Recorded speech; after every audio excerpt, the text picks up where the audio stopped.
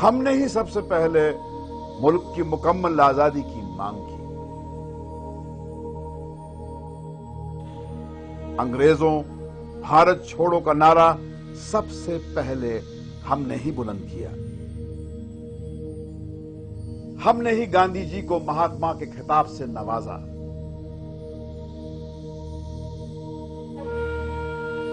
ہم نے ہی ہندو مسلمان ایکتا اور بھائی چارے کی نیو ڈالی۔ پاکستان بنانے کا ہم نے سختی سے وروध کیا۔ لوگ ہمیں جمعیت علماء ہند کہتے ہیں۔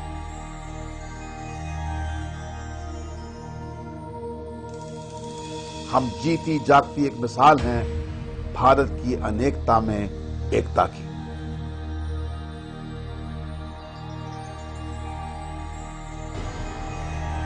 اپنی آخری سانسیں گن رہے مغل سامراجیہ کا اس دن انت ہو گیا جب ایسٹ انڈیا کمپنی نے دلی پر اپنا قبضہ جماتے ہوئے مغل بادشاہ شاہ عالم کی حفاظت اپنے ذمے لے لی۔ ایسٹ انڈیا کمپنی نے اس دن دعویٰ کیا خلق خدا کا، ملک بادشاہ کا اور حکومت کمپنی بہادر کی۔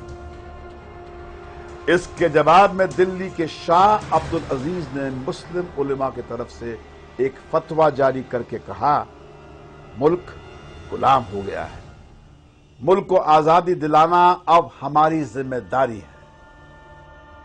سن 1857 میں ہوئی بغاوت سے جب ہندوستان میں انگریزوں کے خلاف پہلی جنگ آزادی شروع ہوئی تو اپنی جان کی پرواہ کیے بنا علماء باغی سپاہیوں کے ساتھ کھل کر میدان میں اتر آئے۔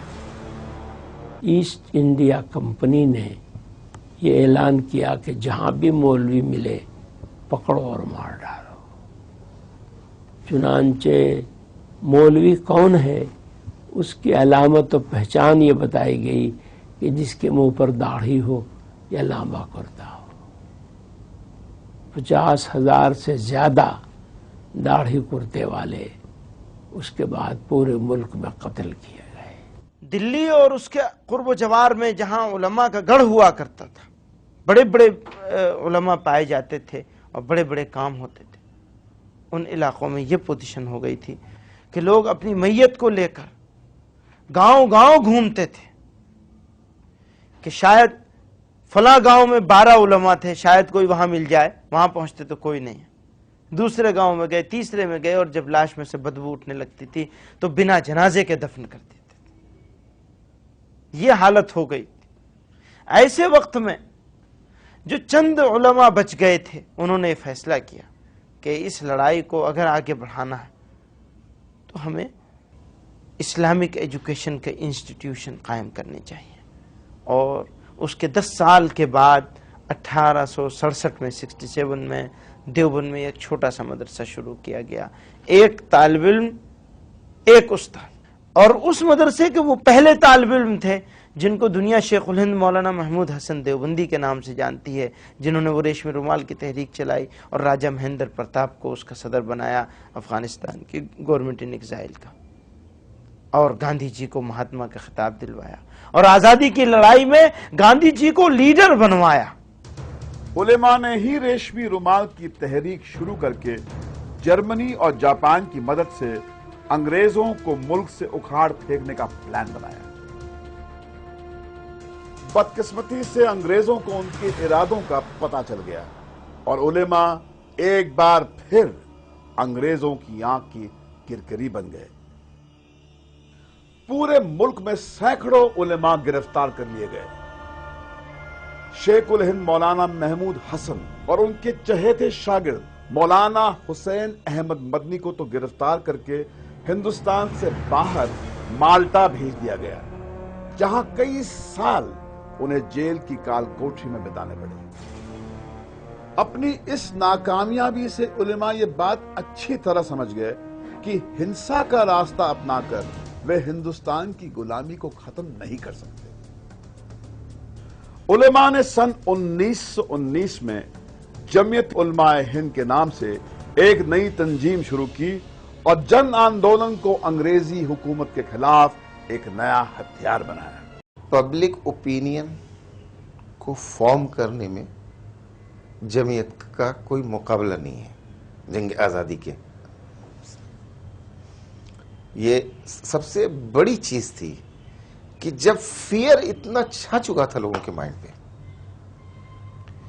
कि ब्रिटिश सरकार के खिलाफ बोलना तो दूर की बात, उनके बारे में सोचना भी लोगों ने छोड़ दिया था।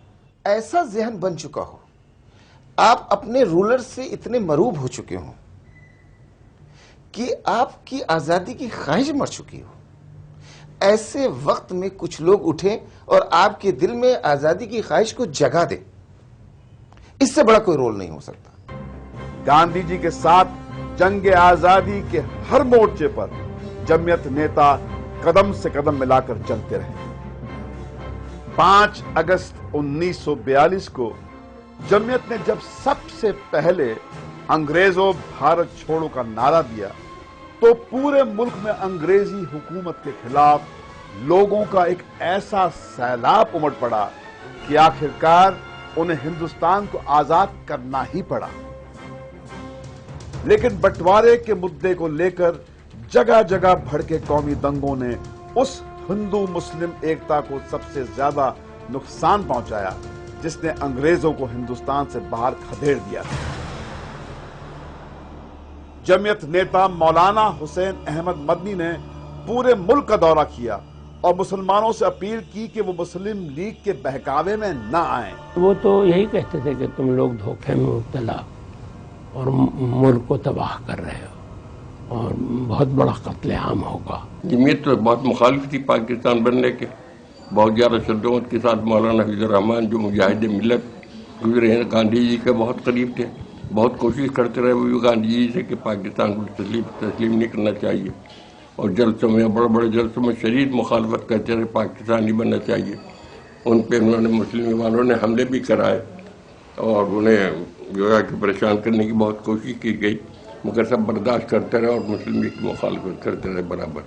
मुल्क के बंटवारे के समय से लेकर अब तक हिंदुस्तान में कौमी फसादों की कोई 30,000 वारदातें हुई हैं। सरकारी आंकड़े भी इस बात के गवाह हैं कि इन सभी दंगों में मारे गए लोगों में 85% संख्या मुसलमानों की ही है। आज भी तालीम और तरक्की के बजाय मुसलमानों के सामने सबसे बड़ा मसला अपनी हिफाजत का है। मुट्ठी भर मुसलमानों के हिंसा की किसी वारदात में शामिल होने के शक की सजा पूरी कौम को दी जाती है, उनका कत्लेआम होता है, मां बहनों की इज्जत लूट ली जाती है। दंगाइयों से जान बचाने की बजाय पुलिस और सरकारें खुद मुसलमानों की जान की दुश्मन बन जाती हैं।